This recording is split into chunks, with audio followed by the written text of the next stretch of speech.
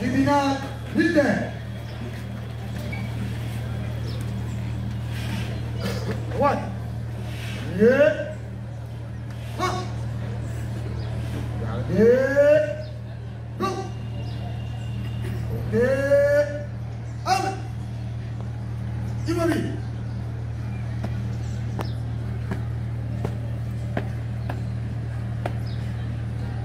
Monsieur le Président du tribunal militaire de la prison Kinshasa-Gombe, mon major, la prise d'audience est rangée pour prendre les honneurs et vous présente les prévenus qui comparaissent à l'audience de ce jour.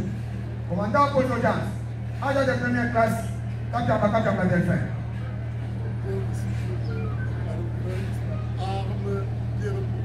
Arme de mon major.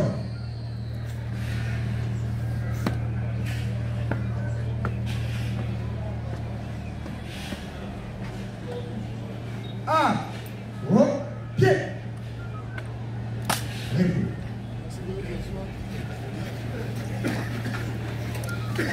Zinga.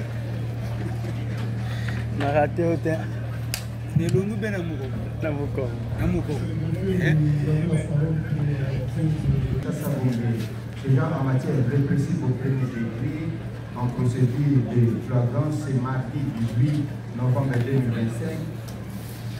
Dans l'enceinte du camp Joufengou, la 6 avenue des Huileries, commune de Lingwala, en la ville de province de Kinshasa.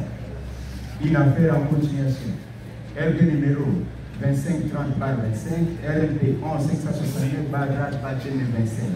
En cause, l'auditeur était dans une lycée publique et partie civile Orban et Bijou Vitor. Contre le prévenu ci-après. Commissaire adjoint Molo Likom César, sous-commissaire principal de police Kachama Ngom Anderson, Monsieur Katopa Bukasa Kato, Kingambo Navien, Madame Honorine Poche Mukuna Onat, M. Benjamin non autrement identifié en fit, Madame Kapi non autrement identifiée en fit. Prévenu 2, association de malfaiteurs, volontaires armés, terroristes, fait à Kinshasa le 17 novembre 2025, sous mobile adéquat à la capitaine, bénéficiaire. Je vous remercie. RMP 11 569 /25 en cause de l'auditeur militaire de la zone du ministère public du parti civil Raoubal et du jour du Nord contre le premier commissaire à Dombo Tony César. Le premier sous-commissaire principal Kacha Marlon Anderson. Le premier Karl Tompa Bukasa Kato. Le premier Kingambo Nordin. La première Honorine Porchen Onate. Le premier Benjamin ainsi que Kapi qui sont en fuite. Voilà. La défense peut commencer par la comparaison. Nous commençons par le parti civil. La partie civile Raoubal SA, comparée et présentée par ce conseil, Charles Mouchizi, je suis avocat au barreau de Kinshasa Matete. Conjointement avec Maître Kabongo et Carlos, avocat au barreau de Kinshasa Matete. Conjointement avec Maître Kaïbechouan Gaël, avocat au barreau de Kinshasa Matete. Conjointement. Maître Kimoumawa Bourabi, avocat au barreau de Kinshasa Matete. Conjointement. Conjointement avec Maître de Laurent Dabandou, avocat domaine barreau. Défense conjointe, Maître Bakama Miani Benjamin, avocat au barreau de Kinshasa Matete. Conjointement. Conjointement avec Maître Daniel Kabea, avocat même barreau.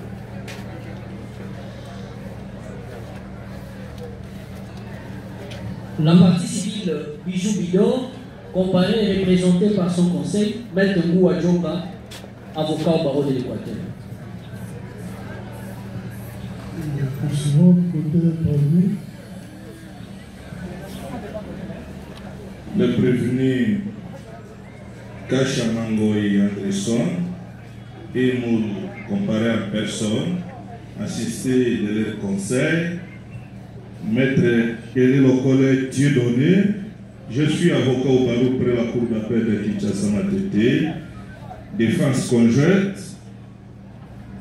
Maître Nokidjo, avocat au barreau d'Isako. Conjointement avec Maître Asongo Kassendemati, avocat au barreau d'Isako. Défense conjointe avec les commissaires supérieurs adjoints, Jado Kosoli, défenseur militaire. Merci. Oui. La première honorine comparée en personne, assistée de ses conseils, Maître Samuel Atueka, je suis avocat au barreau de Kinshasa Gombe. J'ai comparé conjointement avec Maître Gabriel Nkio, je suis avocat au barreau près la cour d'appel de Maïdoumé. Maître Seda Kukula, comparé pour le compte de prévenu Kingambo et Kantompa. Je suis avocat au barreau de Kinshasa Gombe, conjointement. Dis donc, je suis Maître Mabonso Ndompetelo, avocat au barreau de Kinshasa Matete.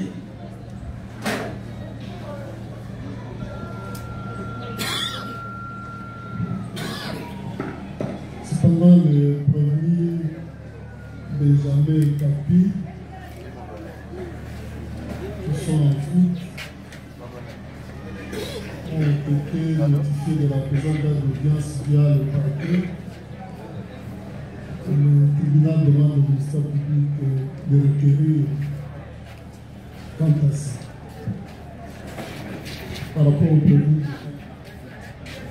Au principe de l'article 324, 325, 326 et 325 du Code judiciaire et militaire, qu'il plaise à votre tribunal de statuer par défaut à l'égard des prévenus en cavale, Madame Kapi et Sieur Benjamin, non notamment identifié. Nous avons dit. Merci de faire noter que c'est l'officier du ministère public. Oui, Monsieur le Président, la prévenue a reçu la notification de la défense. Oui, côté de... Oui, Monsieur le Président, ils ont confirmé qu'ils ont reçu. Voilà, sur base de l'ordonnance renvoyant l'instruction de la présente aux arrogants de séjour, et sur base de ces notifications de l'ordre d'audience, le tribunal saisit régulièrement saisi à l'égard de toutes les parties. Cela étant, nous allons poursuivre avec l'instruction de la présente affaire en demandant aux parties au prévu de s'asseoir. À cette audience, le tribunal avait demandé au capitaine Konda de venir avec l'adjudant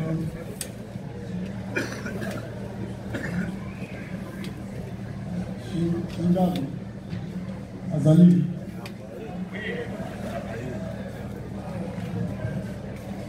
Dans l'histoire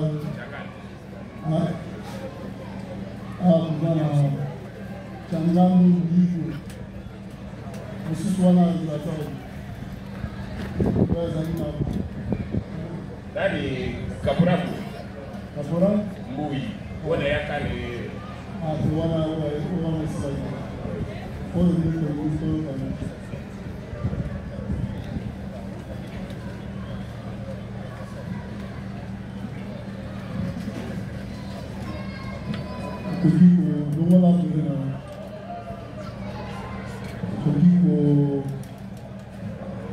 pesa kombo na wana mbalano kombo na ngai Jangano Yigo Peter botano wapi na botani na Bukavu date le 24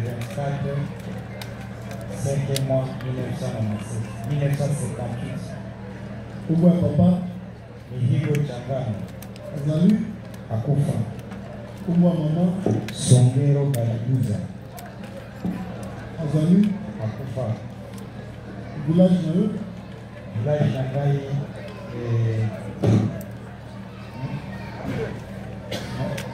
mboka ya papa na yo mboka papa na ngai Kabare village Mulenge secteur bien Chiteri Kabare territoire Mulenge Kabare nde territoire oyo moko ni mboka na yo mboka na ngai ezali Bukavu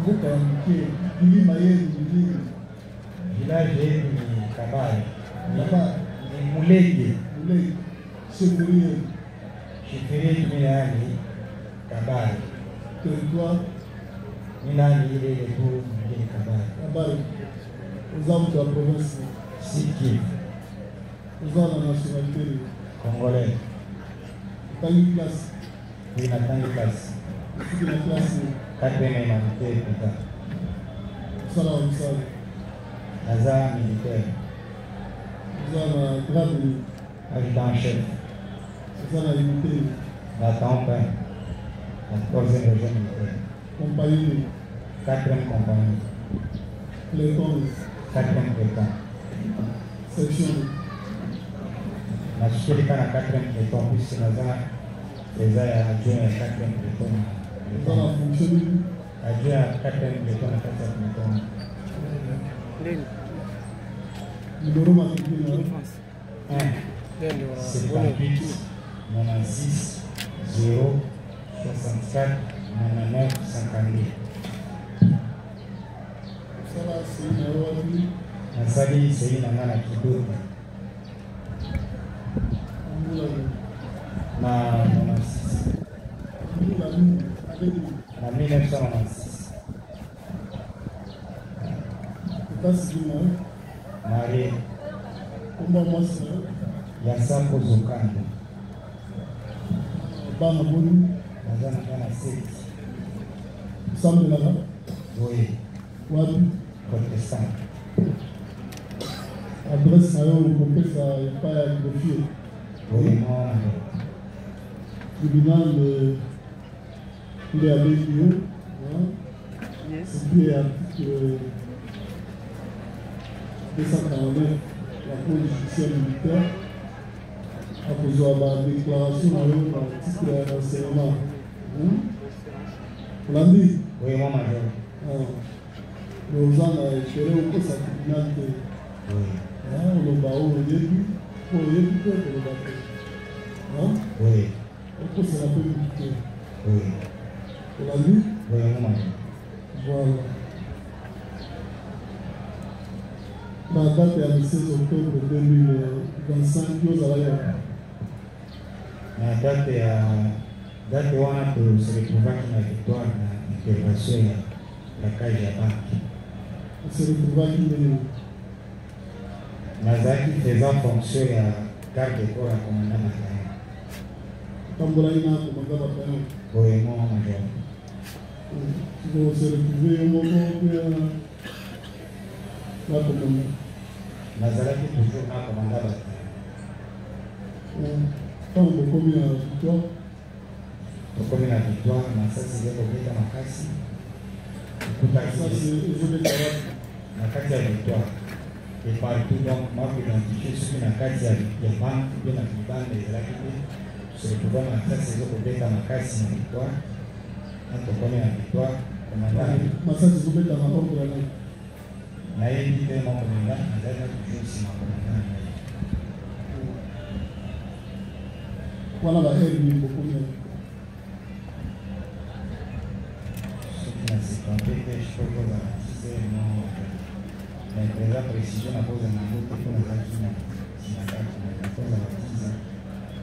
Non, pour Kiti, pour tout acquis dans les productions à venir, à Zatuana, Charles Moko et Zatuana à venir, pour comment que j'ai tous les hommes de métier, pour qu'il y ait la puissance au commandant, comme il faut déployer la unité à la ligne, à la puissance au commandant, la paix. Sima ya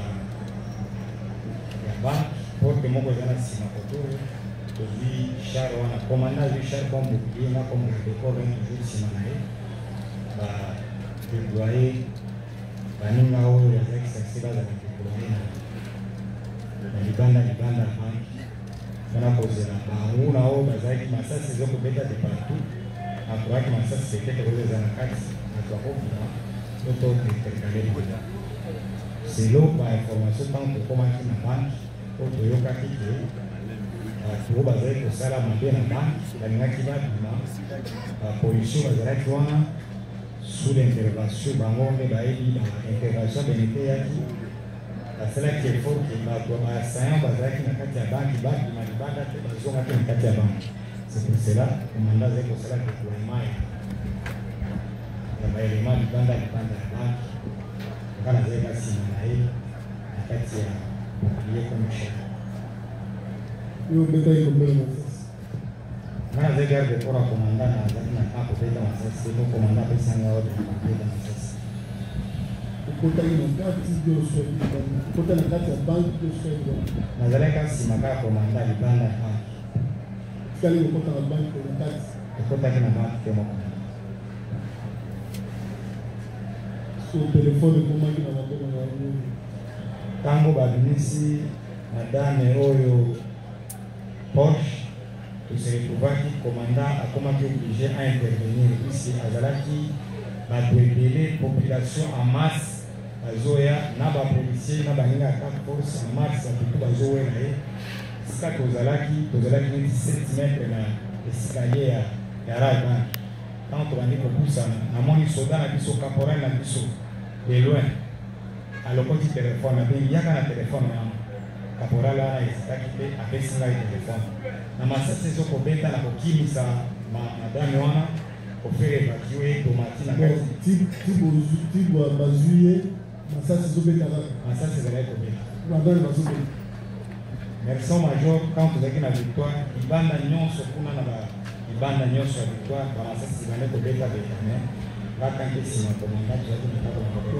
masasi ezobeta désordre soki comprendre désordre sans commandement ya opposition oyo nakolo banini wana pesi nayebaki mpe bato bane kobeta so bazali komando bazali bamaîtrise mwana na pedro lori na masasi ezokontinue kobeta masasi eza kobeta kaka ntango torécupere ye a 7 à 5 mètres ya baescalier ya rai bank namoni caporal na biso alokoti telefone abi pesa telefone mpe caporal mbala moko esitaki te apesi nga telefone abi o telefone abi telefone ekozala mwana mwasi oyo nde batombolaki ye abi ekozala mwana mwasi wana mbala mosusu towoyi na encadrement wana kaka ya koencadre mpo nazwa kadre komanda azalaki nsima komanda ya meme temps komanda azokoempêche bato bapusana pembeni na mwana mwasi wana puisque population bande koya ya masi na bapembele beleti siko oyebaki nini ke telefone eza caporal wana nde ntango alokoti eti telefone wana ya mwana mwasi wana nde ntango telefone ya mwana mwasi wana nga na récupéré yango oyo eza déjà eloko ya mokuya mpona bainformation na mbango wana ntango tomatisi mwana mwasi wana tokomi na bataillon masasi bato oyo totikaki komanda ayebaki ke bato na kati ya banke batikalaki na bao bazokosala baavènement toumenaki na bataillon te tozongi lisusu mbango na banke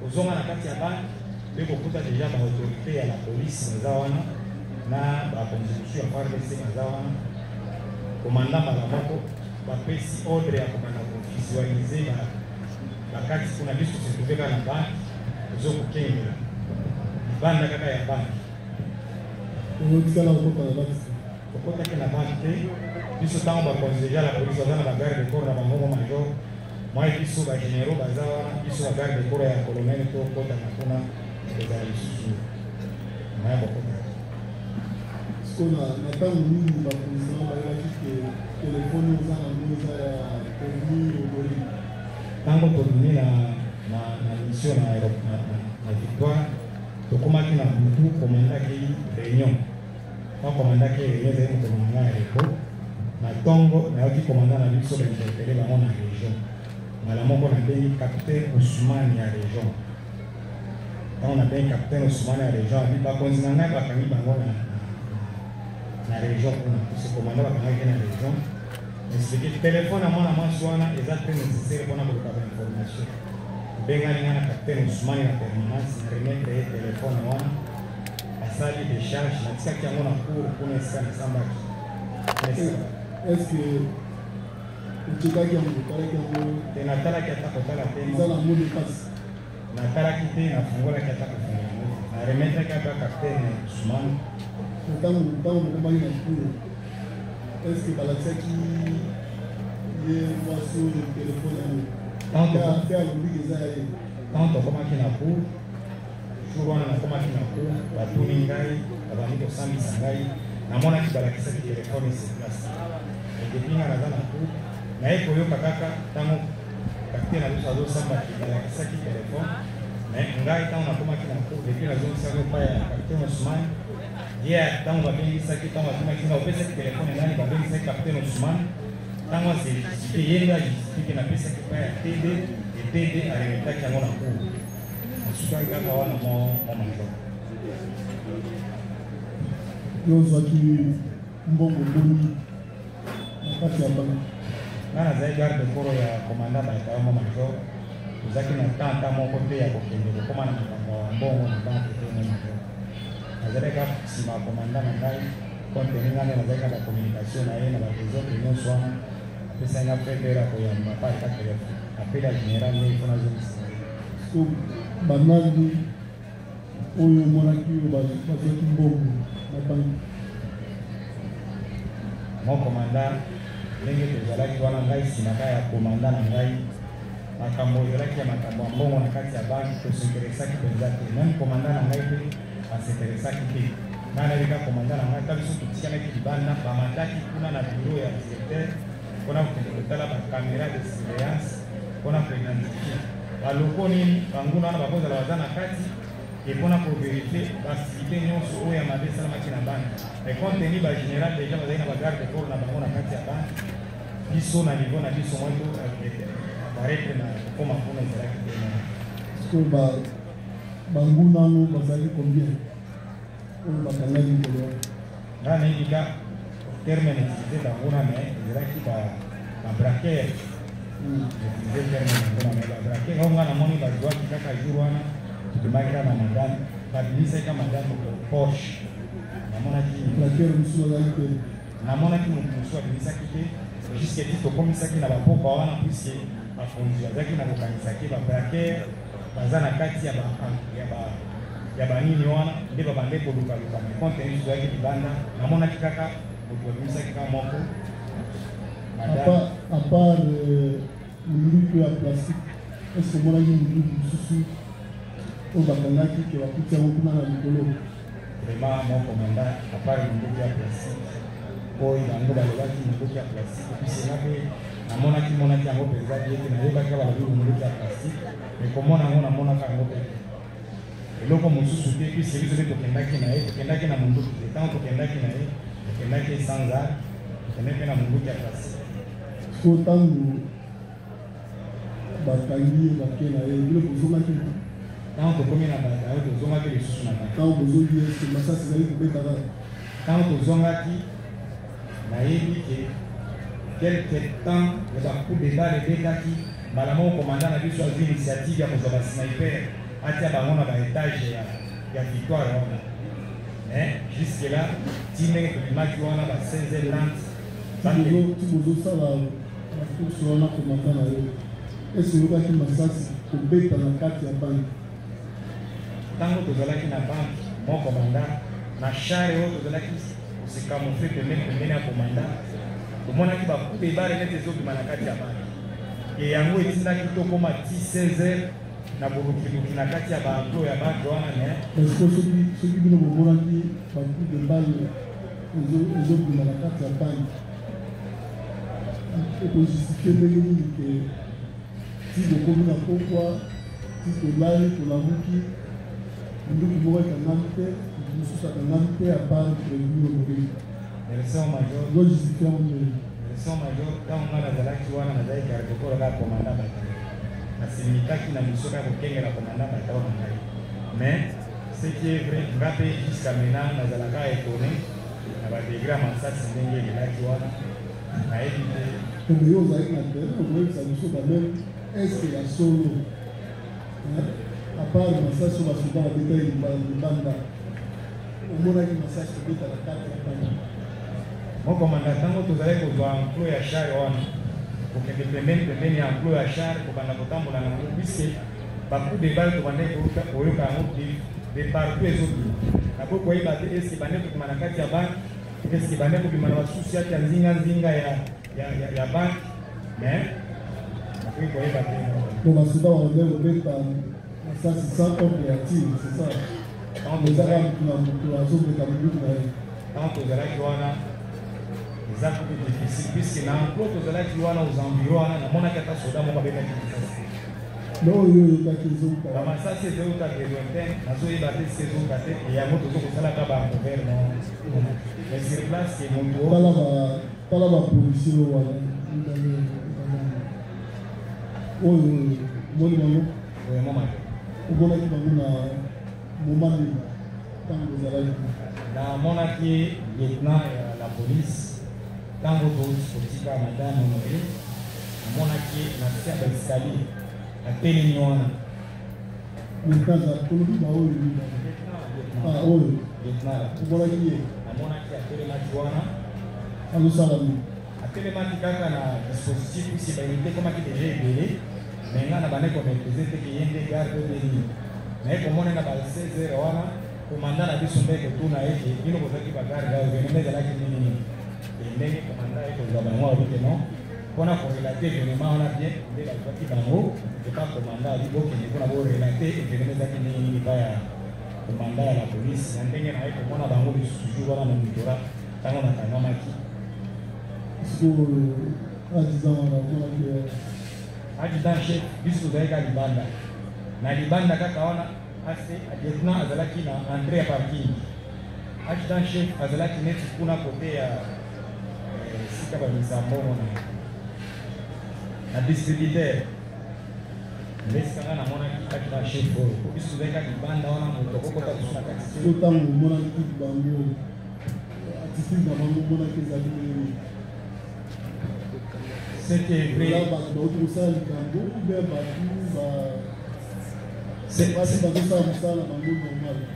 C'était vrai biso tozalaki na bango kaka wana me tokolobaki attitude na bango puisque baunité komaki deja ebele namonaki ka bapolisier ka bazali wana naezai koyeba position na bango te namonaki ka bango ndenge bazali wana moko manda mpona koidentifie bango mpona kotuna bango nazalaki na ntana te moko aza pekela te nanga mosusu aza kolegi nanga nayebaki ataki bango baza bagarde ya banke te nayebaki kaka lieutenant nde asalaka na banke neti ase namonaki kaka kuna akipaki kutu mpo bapolisier bazalaki ebele baunité ezalaki ebele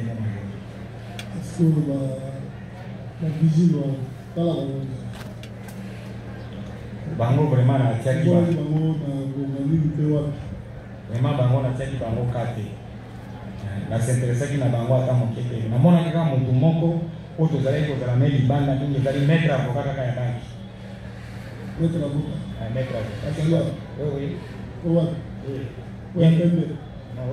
ye nde tozalaki me libanda donc non azali kaka koobserve makambo ndenge ezoleka wana nayebaki aza maître ntango abandi kotuna bapolisi ntango komanda bato azotuna bapolisi makambo ntango bamizwi bapolisi ya banke nde bazokolinga kotuna ye alobi nonono nga naza juriste bakotuna tunanga mituna wana nde ntango nazwaki na motu na nga nayebaki no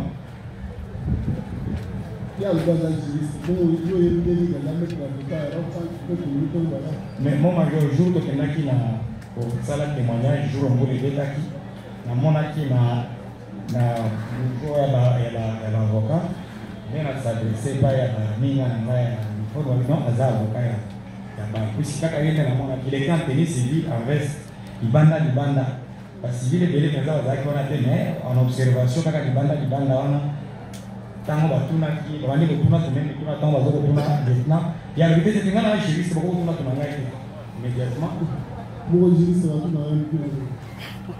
ye moko ayebi ndenge agangelaki bato bane kotuna tumemi tuna si azali deja monte na makambo ezalaki wana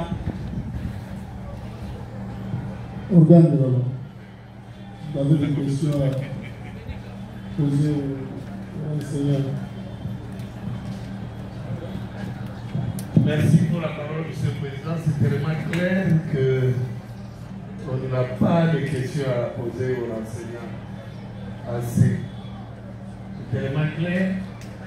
Toutes les questions posées par votre tribunal et les réponses sont données tellement claires, alors comme on dit. Nous avons dit. Merci. Partie civile. Partie de questions à faire poser.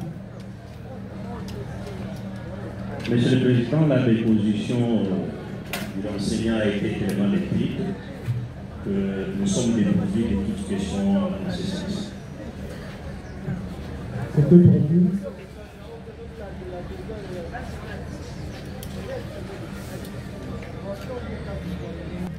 Commandant a tout avoir ma question à l'objet de nos comptes.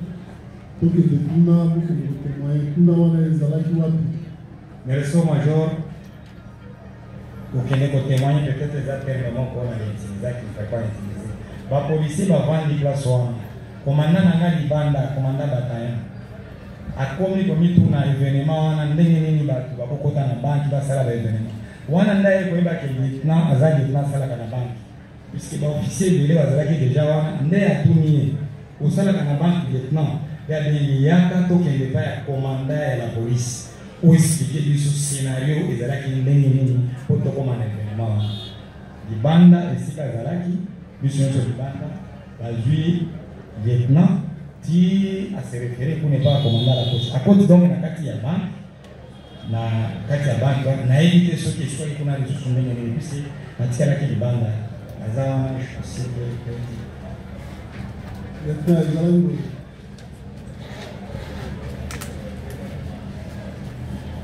bon ntango colonel aye bandoki na ngai ndenge nini bato wana bakoti na banki bino bofandi awa yaka tokende pa général oyo esoki ngai yebiseko colonel ngai naza awa libanda awa na parti ya libanda ndenge akotaki comme client nyonso tu ndenge akepesana événement na ye oyebi te oye kointerpele ntango azobima nde biso ke mutu mabe aza na kati nde biso kosukuki ke non effectivement mutu mabe aza na kati mais à part ça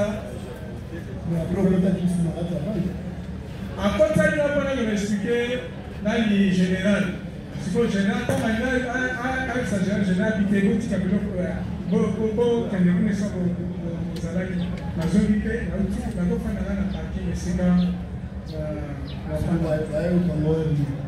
bon ntango mosala esili ba 17h namoni kaka komanda bato ayo baye albino kota na nini na jipi tokende nayo na campel nde komanda mpe ya albino bango baza lelema na biso ya la polisi kokende bango na campel pourquoi tika bango kokende bango epa na biso nde bamema biso na ipeki.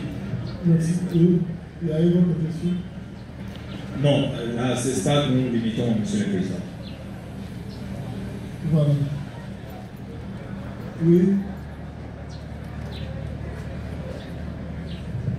Monsieur le Président, nous avons suivi avec attention le enseignant Changa Mbingo. Sa déposition est. Mais j'ai une préoccupation concernant le téléphone qui a été retrouvé. Pourquoi ce téléphone ne figure pas parmi les objets saisis présentés à votre juridiction? La question s'adresse à l'organe de la loi. Parce que j'estime que c'est un objet précieux qui aurait pu aider l'OMP pour retracer les appels de cette dame et éventuellement déceler les gens qui ont collaboré avec lui lors du braquage de cette banque le 16 octobre. Merci, monsieur. Merci. Avant que l'officier du ministère public réponde, dedans les produits et dans les enseignants, dans le téléphone le 16, ils ont 5 ans pour nous. Tant que le commandant le lendemain à l'opération le 17. C'est cela que nous allons vendredi, quand un commandant jeudi et vendredi. Quand on a landé dans la région, on peut tous monter, mais on peut faire un dimanche en permanence. Donc, on va le téléphone, on a dit avec un capitaine Ousmane, comme le bureau de moment qui nous a fait ça, nous contenu commandant à la région. Ceux qui doivent comprendre, ceux qui doivent connaître le commandant qui ont l'autre dans le téléphone, parce qu'on va dire dans le mandat, j'ai dit dimanche.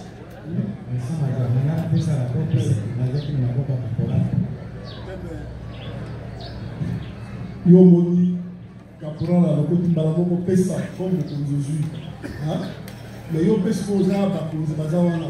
Pour la limite aux yeux au pesa ba posa. On va dire dans le jeudi, vendredi, samedi, dimanche, tant au moins makani commandant de que le pesa pour la nuit. Commandant ngana zeka. On dirait que dissimuler ma preuve, c'est ça. Ngana zeka le ko. On va dire dans mozo ça na moni ya yote. Na zena posa na remettre kana maboko na commandant. Malheureusement commandant n'a déjà de la est-ce qu'il y a dans la raté na unité na bilo? Au commandant wa Kayi. Azana second, azana SB. Observance à Zali, il y a des millions de la Zali. Mais yo vandi na téléphone, banda j'ai dit dimanche pour la nuit. Vous avez l'intention de vous avez dit mais repos makamboza ya mende. Non mo lo bia ki tant aux yeux pas soldat aux éléments de preuve. Mais au bon bien pendant 4 jours nous n'avons pas eu. Ils ont émané. Et puis tant au tribunal à la qui soda wana eza te yo ndoke bozongisa yango soda nde adenonse yo ngande na bengi kapteno asambaki ya basoda alobi te ntango akomi mpa ya nani komandana na ye so pleto na ye abi te nakunda nazwaki telefone eza mpa ya AC10 oyo aza nani gabi mpona komanda c'est comme ça que babengi yo oyo olingaki bomba telefone wana bandaki oyebaki eza ya prévenu honorine me ozwi yango obimi Version major, mon papa n'a pas été pour la téléphone. H de compagnie, à la monnaie à l'engrais H d'H. Tango soda, on a ya canis téléphone, on les a pour la téléphone. On a fait ça dans notre téléphone, comment on a pu gagner ce téléphone, les attentes nécessaires. On a posé l'information. On a payé la nani, on va aller coopérer, mais le cours, les attentes nécessaires, il faut qu'on ait la on a mis ça dans 3 jours, 4 jours. Vous êtes question nazongisaki yango na mokolo ya samedi ntango komanda bakanaki vendredi ozeki bakala komanda nozongisa cetadire ozalaki na invitation ya kobomba yango te mokomanda nga moko nde na bengi le même jour ozongisi te les jours suivants ozongisi te le même jour tozalaki na opération ya kozwa bato wana esesilaki misala ya 16 esili okoti le 17 esili eleki le 18 oyo ozongisa soki le 19 le 20 sur le plan de pourquoi vous avez l'impression de dire mokonzi nga moko nde na bengi na telefone mo kapitaine oza wapi tala eloko apres mpona mosala eyo ezalaki na victoire moto ata moko te ayebisainaki te na bengi bala nsima kosala ya victoire eza deja mbili ozwi obombi omoi bakangi komandani obe eza bimisa po trace ekoya kobima kosalaka boye te yozali wana mpona kokengela bato na bilongo na bango oza te mpuke bakangi motu omoni eloko mpo ye ozwi obombi na ndako na yo wana eza mabe osalaka yango te oui onanga. Merci pour la parole, Monsieur le Président. Honorable de la composition. À la question de savoir, la question adressée au ministère public, de savoir pourquoi le téléphone n'a pas été présenté, n'a pas été saisi, n'a pas fait l'objet de saisie et pour être présenté, et ça pouvait nous aider. Monsieur le Président, je crois qu'il est en train de trouver la réponse au travers de la comparution de l'adjudant-chef. Les PV dressés dans cette cause viennent de la police. C'est l'œuvre de l'OPJ de la police. Ce n'est pas du bataillon père. Il faut déjà distinguer les deux unités, par exemple. Tout un corps de la police et un bataillon. C'est le militaire caporal qui a ramassé le téléphone de la prévenue Honorine. C'est un militaire du bataillon père. Et l'OPJ n'est pas concerné. L'OPJ de la police n'est pas concerné, ne connaît rien, ne voit rien. Et lorsque le caporal le ramasse, l'adjudant-chef qui est derrière le commandant bataillon père voit directement.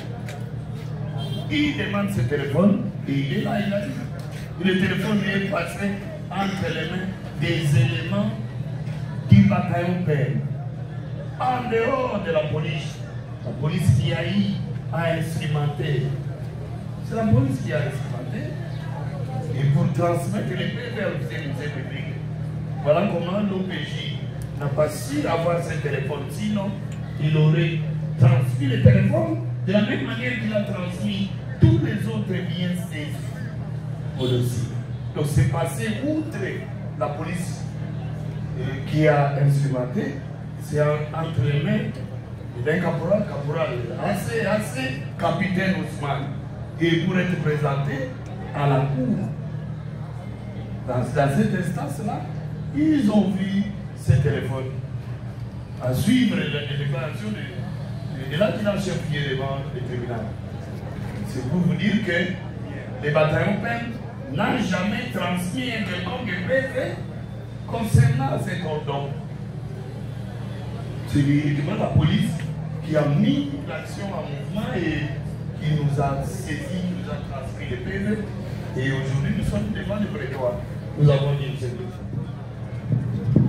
Voilà. Il y a autre chose.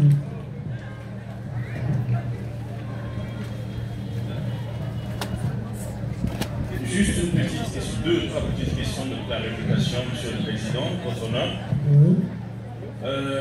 Nous voulons savoir si ce téléphone-là est le même qu'utilisait la prévenue en Allemagne avant de venir en République démocratique du Congo, et quel est le numéro par lequel elle appelait à partir de l'Allemagne, si elle peut le décliner.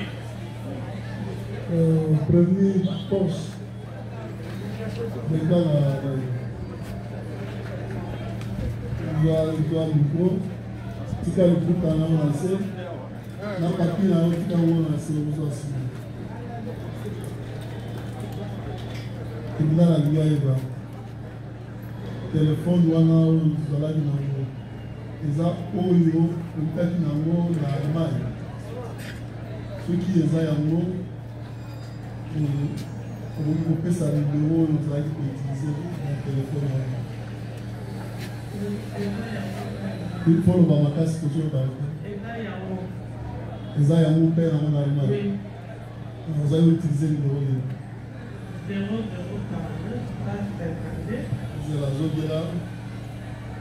00 152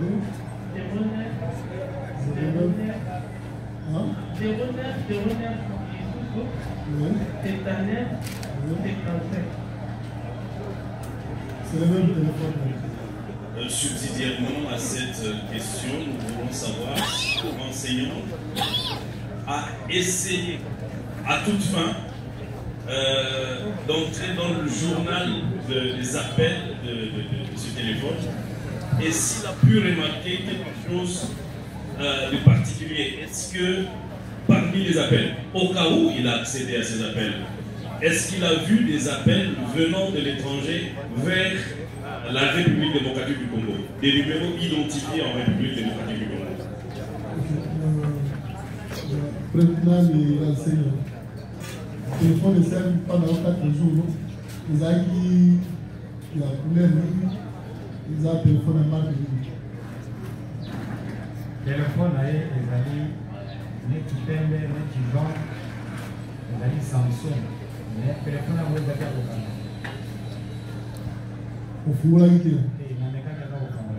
On a dit nous sommes 4 jours. Merci mon commandant. Tant que tu as dit que avoir un marché, tant que tu as dit que tu as renseignement, on a la presse, la côte, pour aller à l'île, on a 4 ans. J'ai vite compris que il y a un homme qui a un téléphone puisque même capteur nous sommes à un téléphone à mon au moins il y a un homme qui a dit on a qui va de l'eau par mystique j'ai vite compris que non la comportement est dans ma famille et l'homme est comme ça tribunal les arbres on vit téléphone de vanille vous voyez que OESA qu'est-ce que votre maîtresse veut pour faire la paix va détecter soit l'opération Sali Azaki en liaison à Batou. Mais on continue à regarder à nos coups. Les places qui nous donnent à comprendre que d'abord il y a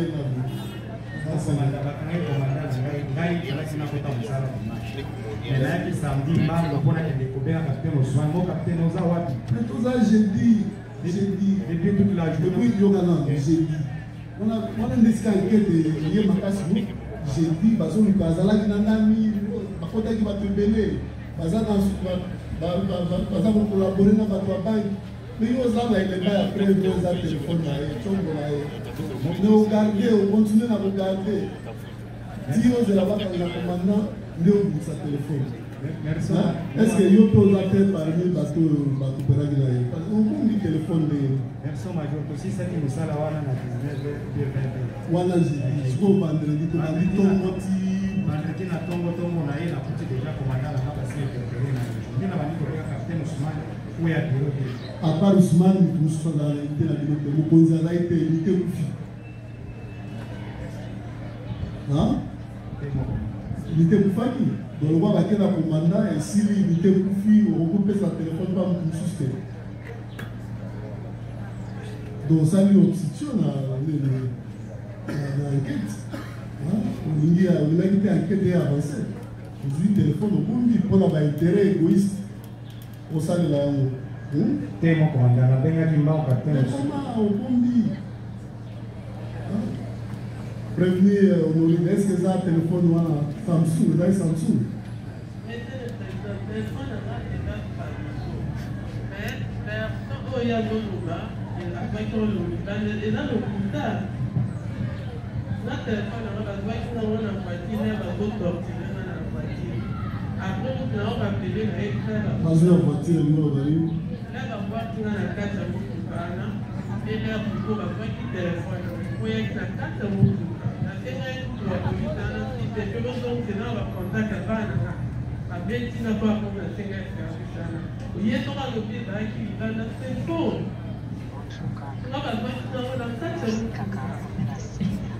Prévenir les autres, c'est la joie de parce que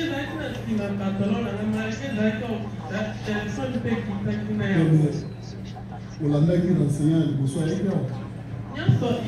il y a un petit gars à la mouille tout à l'heure. Il y a un qui postait du banda. Et puis l'enseignant a dit que à ce temps, quand on a vu chef de la mouille, chef de la mouille, mais il y a souvent des attentes de la condition de la carte de la mouille de Bazui.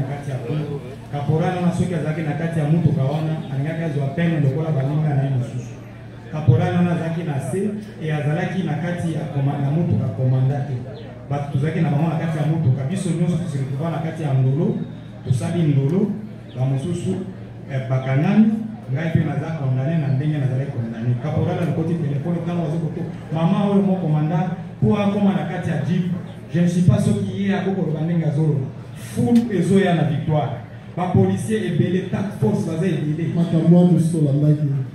C'est essentiel de mettre à comprendre que au Tchèque téléphone il y a une autre question. Oui, Monsieur le Président, en réalité, je voulais juste apporter un peu l'eau au moulin de l'accusation. Essayons de voir, d'appuyer un peu l'aspect préméditation. Mais j'ai la nette impression qu'il y a là, on fait allusion à deux téléphones différents. Un qui est tombé dans la foule et qui a été ramassé, un autre qui est tombé dans le véhicule et qui a été conservé par ceux qui l'ont ramassé dans le véhicule. Ça sera le travail du ministère public pour une éventuelle instruction supplémentaire, peut-être dans un autre cadre. Nous avons. Merci. Voilà, la partie civile bijou d'or.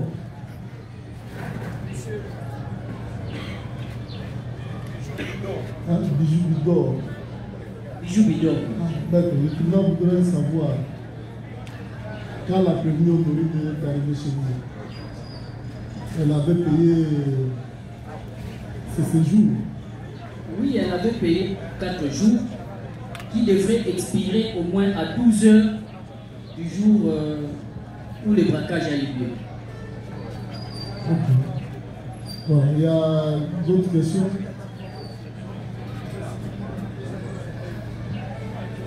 Oui, ben. Merci de la parole, Monsieur le Président. J'étais en train de soulever ma main avant même que mon estimé confrère, qui pour la partie civile Robin, puisse intervenir parce que j'avais une objection. Malheureusement, le tribunal ne m'avait pas suivi Et cette thèse que je voulais suivre, Monsieur le Président, vient d'être relevée par mon estimé confrère. Parce que, au regard de la narration des faits par notre client et le renseignant, vous allez vous rendre compte qu'il se pose une contradiction. Et l'intérêt de mon objection, Monsieur le Président, était, dès lors que vous n'êtes pas en face de l'objet concerné, je crois que c'est inutile que nous puissions faire le débat qui vient de se faire tout à l'heure. Parce qu'on peut se lancer dans un débat sur un objet autre que celui appartenant à notre cliente. C'était ça l'intérêt de mon objection. Et là, ça nous ouvre une brèche pour faire poser une petite question au ministère public. Pourquoi au ministère public, Monsieur le Président? Parce que ces débats autour du téléphone, pour nous, c'est très intéressant. Et ce n'est pas à cette audience que cette question est soulevée. Le ministère public peut-il dire au tribunal, à ce jour, où se trouve le téléphone de Mme Honoré? Parce qu'il a eu quand même à instruire. Il a eu quand même entré en contact avec d'autres services. Nous avons vu des militaires qui ont défilé devant votre tribunal, dont le ministère public est arrivé quand même à retrouver. Qu'en est-il du téléphone à ce jour? Oui, Honneur. Merci pour la parole, Monsieur le Président. Honorable membre de la composition. Monsieur le Président, il a été dit clairement ici, à les enseignants, devant votre district. Clairement. Que il a vu un caporal du bataillon, du même bataillon. Le caporal a ramassé le téléphone. Les enseignants ne nous disent pas au tribunal qu'il y a un téléphone qui était tombé. Pendant que la prévenue était à bord de la Jeep. C'est elle qui soutient ça. Raison pour laquelle le conseil de la partie civile en banque dit que nous allons tirer les conséquences. On suppose déjà qu'il y en a deux téléphones. Mais ici, les enseignants éclairent au tribunal qu'avoir vu le caporal de son unité ramasser un téléphone. Et il a fait appel à ce caporal. Le caporal a produit le téléphone. Et c'est lui qui a donné. Jusqu'à le remettre au capitaine Ousmane. Le capitaine Ousmane a été appelé à la cour militaire.